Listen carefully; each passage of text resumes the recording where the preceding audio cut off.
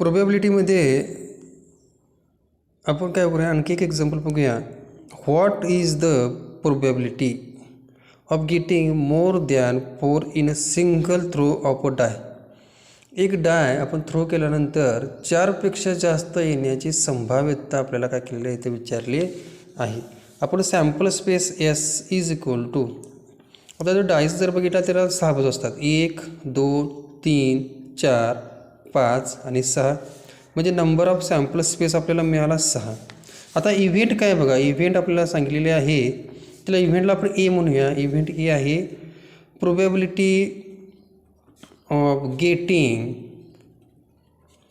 More than 4 in a single throw of a dye.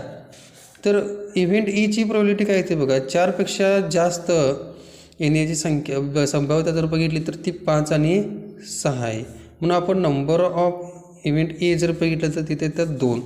There for probability, म्हणजे probability काय येणार, P is equal to number of A upon number of S, म्हणजे event एची probability divide by sample space जो आपल्याला मिळालेला आहे त्याची टोटल. बघा इव्हेंट ए किती आपल्याला मिळाला होता, 2 मिळाला होता, आणि सॅम्पल स्पेस किती टोटल होते, 6, म्हणजे बे के बे बेत्रिक 6.